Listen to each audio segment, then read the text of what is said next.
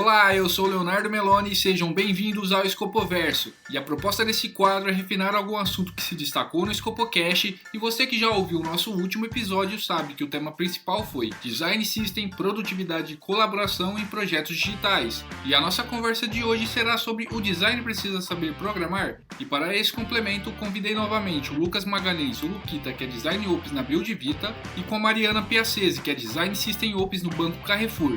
Então, confere aí como foi esse nosso bate-papo.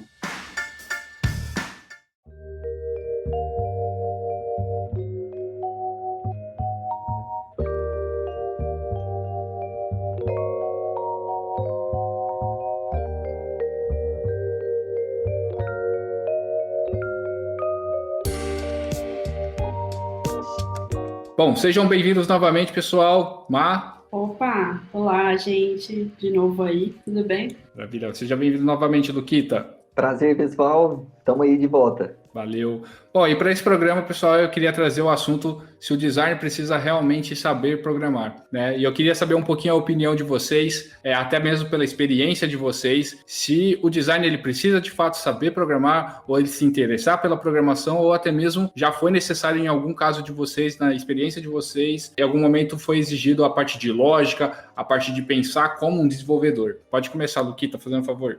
Esse é um assunto bem legal, assim, a gente vê o pessoal discutindo muito isso nas comunidades, né? É bem interessante. Ao meu ponto de vista, parte da seguinte opinião. Eu acho que o profissional de design, ele não tem a necessidade de saber programar para executar aquela função. Mas a partir do momento que ele está trabalhando num time de tecnologia, onde ele trabalha com produto digital, onde ele precisa de fato colocar aquele produto de pé, é muito interessante ele entender um pouco daquele processo, né?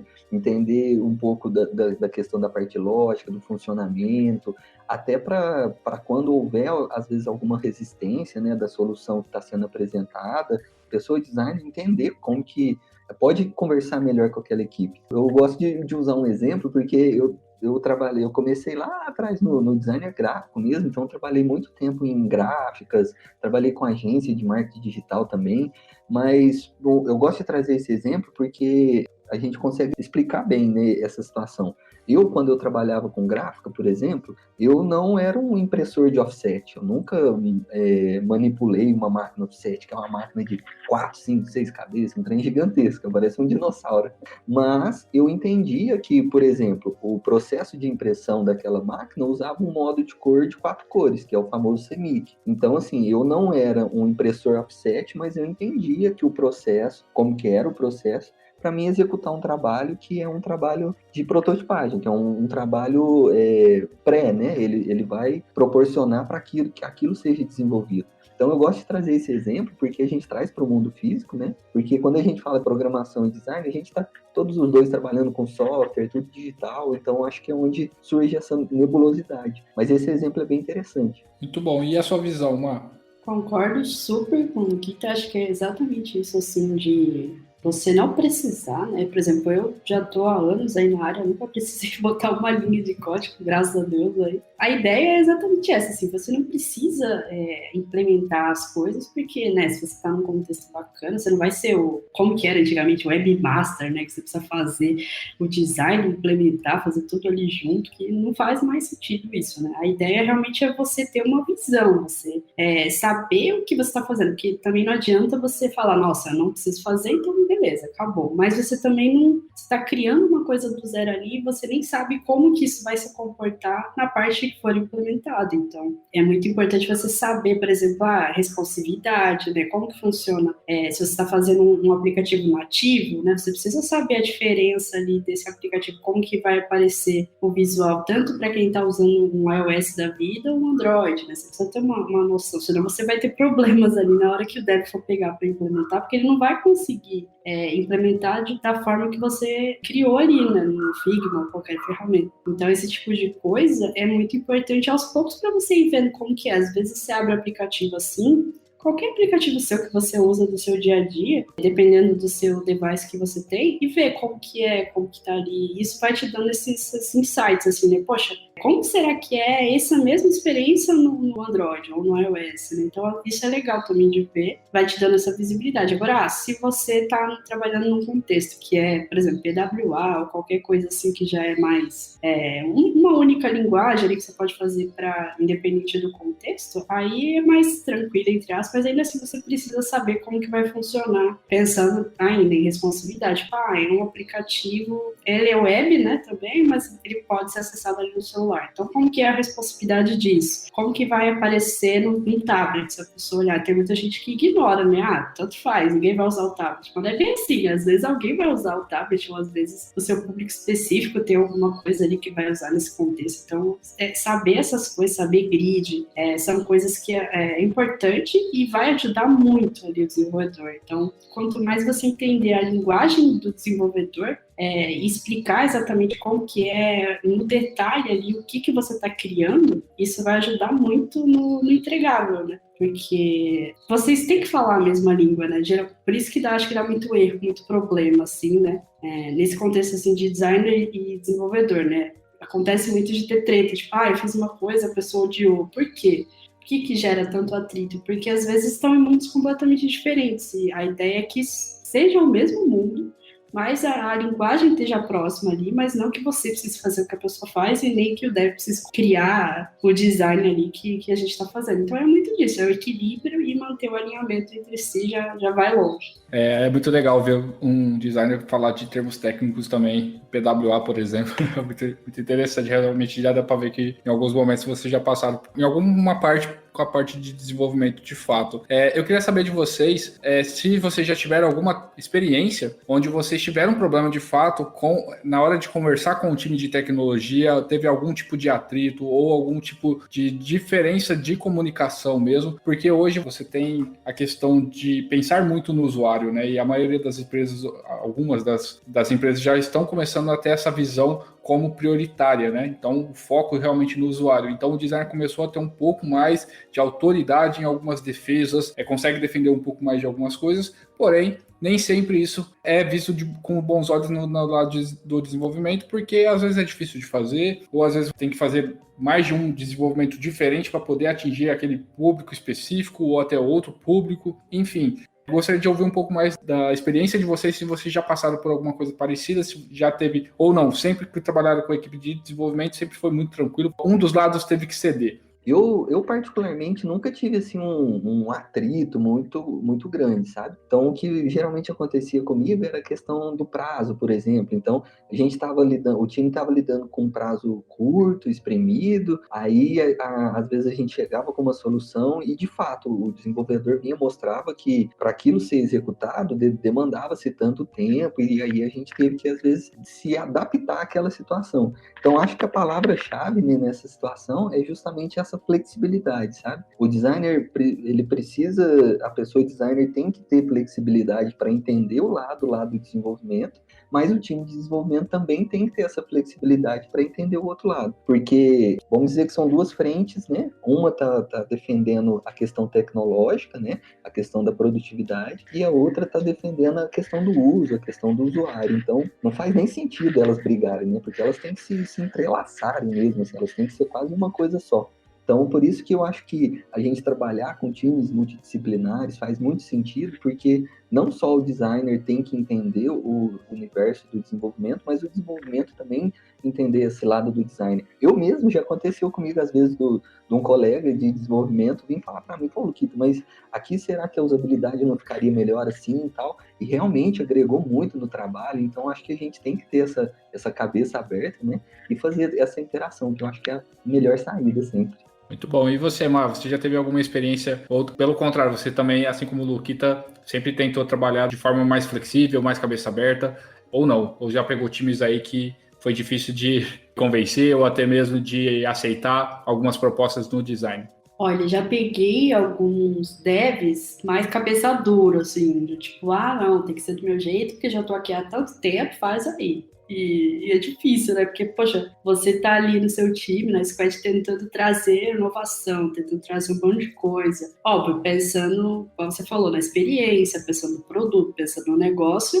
mas também pensando em trazer melhorias, né, que é o papel ali do designer como um todo. E já aconteceu também de ter problemas na squad, assim, nesse contexto, assim, de, pra que mexer nisso, né, enfim, uma visão mais, não limitada, mas, assim, mais difícil de lidar com mudanças, né, poxa, já tá assim há muito tempo, não precisa mexer. E aí isso que eu acho que é mais difícil, assim, de tentar passar a visão do design como um todo, né, do porquê que a gente tá tentando trazer melhoria e não só falar que tem que ser feito porque o time de design definiu, porque aí tá errado mesmo, é bem assim, né? Então, acho que o alinhamento é tudo, né? Igual vocês falaram, poxa, tem que estar...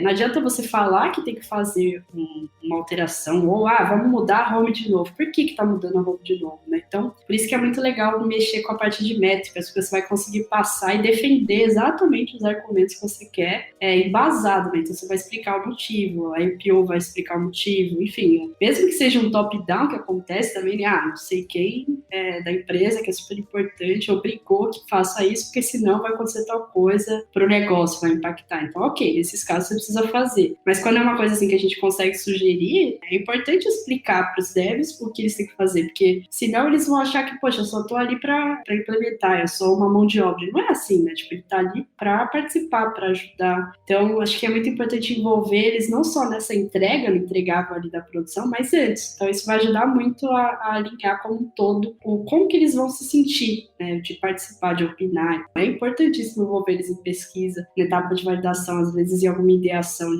dinâmica, critique, tudo que for possível. Se você chamar os devs, vai ajudar super, vai fazer eles se sentirem mais parceiros, e a ideia é exatamente essa. Realmente, existem os dois lados ali. Você pode realmente pegar alguém um pouco cabeça mais dura, e é bem isso que o Luke também mencionou. A ideia é chegar no mesmo objetivo, e eu já vi muito programador evoluindo muito por conta do design. Justamente porque o design pensa ali em algumas coisas que são um pouquinho, às vezes, fora da caixa. O programador teve que correr atrás para realmente conseguir entregar exatamente da mesma forma, então, com aquela experiência. Então, isso às vezes você deve enxergar isso mais como uma evolução mesmo, alguma coisa positiva. Então, tem que unir forças mesmo para poder chegar no objetivo final, que é entregar mais valor realmente para o cliente.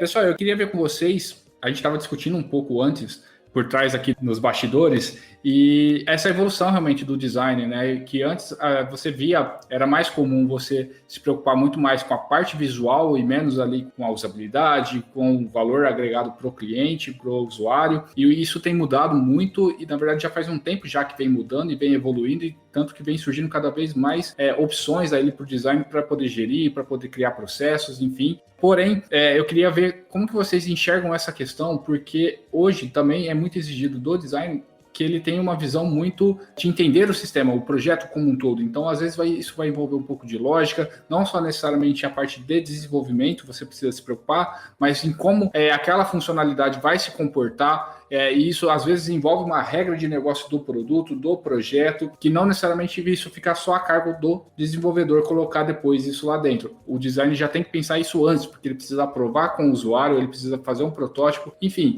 Como que vocês enxergam essa entrada da parte lógica, da parte de regras de negócio dentro do design? Até pegando um gancho da outra pergunta ali também, quando a gente estava falando sobre evolução, né, das pessoas, talvez o que agrega valor, principalmente nessas entregas do design, é porque cada vez mais o mercado cobra dele que ele entenda o negócio em si, né, porque ele precisa trazer esse valor, ele precisa estar a par dessas situações, porque ele não é um profissional de produção, vamos dizer, a gente pode falar assim, ele é um profissional estratégico, ele está ali para desenvolver uma função estratégica, então ele está para trazer esse raciocínio, essa inteligência, e daí então agregar esse valor, né? Então faz muito sentido ele entender essa regra, né? A questão lógica, a amarração lógica, como que o back-end vai fornecer essa informação, como que até onde o front pode manipular aquilo, né? O que a gente tem disponível de tecnologia para uso. Então é muito importante a gente entender, né, disso, mas não é nossa responsabilidade. Porém, muitas vezes, muitos problemas que surgem, né, de funcionalidade é justamente por uma questão que está mais amarrada, mais a fundo ali dentro do sistema. Então, às vezes chega um pedido para a gente, né, uma demanda, que é para simplesmente adicionar um botão em uma tela, porque eles sentiram essa necessidade, precisam de uma atualização, informação, um exemplo. E aí a gente, de fato, o designer entra lá, faz um processo de discovery, entende melhor aquele problema, entende de fato o que é o problema naquela situação, e muitas vezes não é nem um botão ou algo na interface ali que tenha que mudar, e sim na própria regra, né? Como essa informação chega, ou aonde ela está saindo. Eu acredito que é muito importante entender, sim, toda essa parte lógica também do projeto. Nossa, acho que é fundamental pensar no negócio, principalmente assim, se você tiver no papel como product designer, né? Que no caso eu sempre tive voltado esse papel mesmo, e a ideia sempre foi essa, tipo, eu não posso pensar em uma solução sem alinhar com o produto, sem pensar no negócio como um todo, né? Justamente porque senão não vai dar certo, né? Eu preciso embasar métricas, eu preciso alinhar com os times, eu preciso entender realmente, participar dessas reuniões, desses alinhamentos. Eu preciso que a empresa também me dê essa autonomia como designer para participar dessas reuniões, porque tem muita empresa que ainda não tem a maturidade ou não enxerga ainda o designer com esse perfil mais estratégico, né? Ou o próprio designer não sabe que tem esse potencial ali para crescer, para puxar isso, né? E ele só tá ali como fazedor de tela. E eu acho que é muito importante a gente reforçar que é papel, sim, do designer. O designer não é só a pessoa que faz a tela, ele realmente precisa pensar na experiência como um todo, independente se ele é do time de UI, independente se ele é do time de UX, ou dos dois, né? Quando a pessoa tá fazendo o papel de ambos ali. Então, é muito isso de você realmente pensar na experiência como um todo. Então, se você está fazendo um fluxo, poxa, pense no cenário de erro desse fluxo, como que vai ser se der errado. Isso é uma coisa de negócio que a gente já pensa ali, pensando em todos os cenários possíveis para aquilo dar certo ou errado, né? E também pensando em regras de negócio, tipo, poxa, e se acontecer tal coisa? E se o produto tiver tal limitação? Ou se tiver tantos acessos? Então, faz parte de você saber isso para você poder aplicar como que vai ficar em casos específicos e você poder alinhar isso com o tipo de desenvolvimento em algum momento. Se você estiver muito para trás, se você não quiser se envolver nessas reuniões, eu acho que é prejudicial, porque você meio que vai perder o feeling ali de você poder tomar essa decisão em conjunto e tomar decisões mais certeiras, assim. Eu vejo que é muito importante, independente do cargo, assim, independente do nível também, mas sempre estar envolvido, assim, com essa parte de negócio. Eu acho que é fundamental.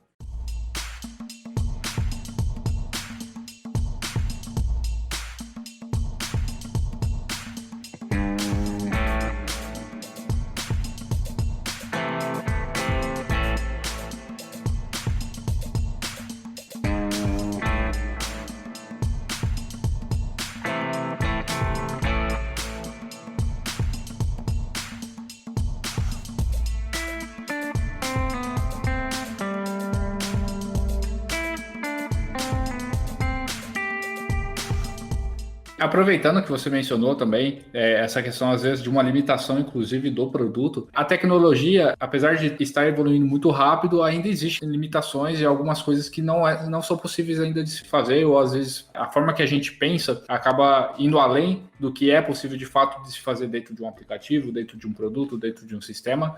Como que vocês fazem para poder se atualizar em relação a isso? Vocês buscam referências sempre que vocês vão tentar propor uma solução nova, buscar uma solução, vocês acabam fazendo mais testes de usuário realmente para tentar validar se aquela referência faz sentido, porque às vezes vocês pegam uma referência de um lugar muito fora, por exemplo, de outro país, e aqui essa não é a mesma realidade. Vocês trocam ideia com desenvolvedores mesmo, enfim. Como que vocês fazem para poder quebrar essas barreiras da limitação da tecnologia ou até mesmo para ficar mais antenado, de fato, com onde dá para chegar, o que dá para fazer, o que está saindo de novo? Pô, acho que é muito ver referência primeiro, né? Que é fazer um benchmark, qualquer coisa assim, do contexto que você está procurando, né? Então, tem uma demanda que precisa fazer tal coisa de melhoria aplicativo. Poxa, não existe isso ainda em nenhum contexto dentro de onde eu estou, como que eu vou buscar informação? Primeiro ver referência, que o mercado está cheio, tanto aqui no Brasil quanto no exterior, mais ainda, né? Buscar primeiro por essas referências que a gente acha que faz sentido, que já funciona, que já foi validado, já foi testado, e ver se aplica no contexto que você está. E como que você vai fazer isso? Primeiro, criando os conceitos, né? Validando ali, testando. Né? Poxa, vi uma referência muito legal de uma coisa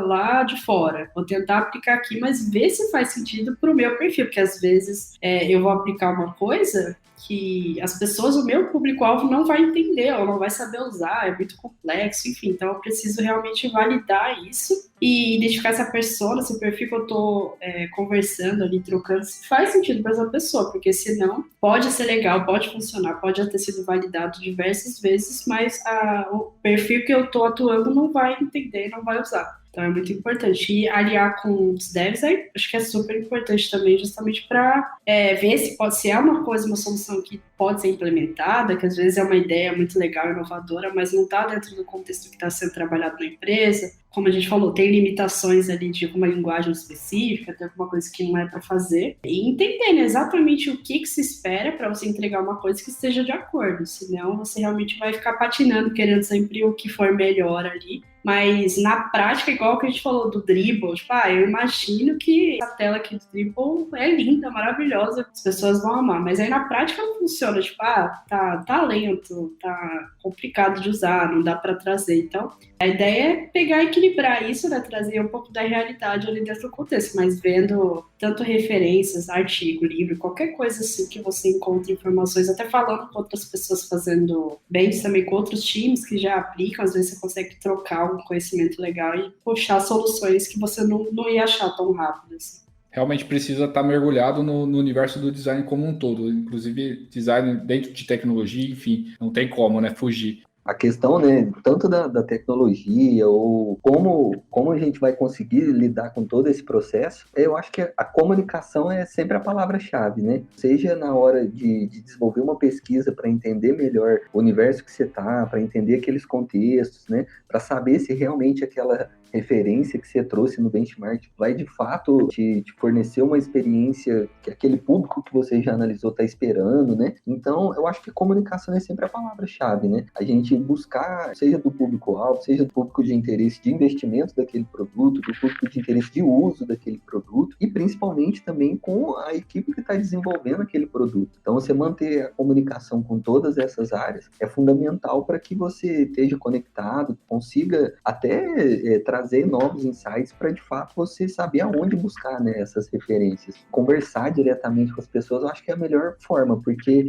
a gente tem muitos métodos de pesquisa que vão ajudar o nosso processo, por exemplo, numa situação remota, né, que a gente não consegue, de fato, ir lá, fazer uma entrevista com o público, ou a gente precisa de uma amostragem muito grande, então é totalmente inviável fazer isso pessoalmente, né? A gente tem métodos que vão facilitar isso, mas entrar em contato, conversar, entender, né, e a fundo ali o que de fato é um problema, entender de fato que é o problema, né, que a gente está tentando resolver. Acho que essa é a grande chave, porque muitas vezes o design ele pode vir trazendo uma solução tal que é bonito, é até funcional também, porém não necessariamente está resolvendo o problema ali. Ele vai encontrar resistência do time de desenvolvimento, vai encontrar resistência do time de produto, porque não está alinhado. E eu acho que a melhor forma de fazer isso é tendo uma boa comunicação. Comunicação e contexto são palavras-chave aí. Realmente, achar uma boa referência só precisa do momento e o lugar certo para poder ser aplicado, né? Nem sempre toda solução é aplicada em todo e qualquer contexto, né? Então, precisa ser muito bem analisado,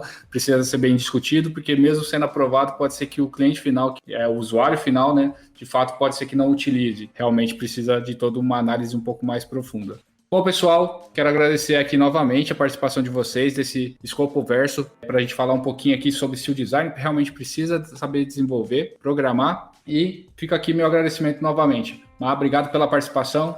Muito obrigada, gente, foi super divertido. Valeu, Luquita. Muito obrigado de novo, Léo, pela oportunidade. Obrigado, Má, também, aí, pelos conhecimentos. Foi muito bom e muito rico participar. Valeu, pessoal. Obrigado e até mais. Tchau, tchau.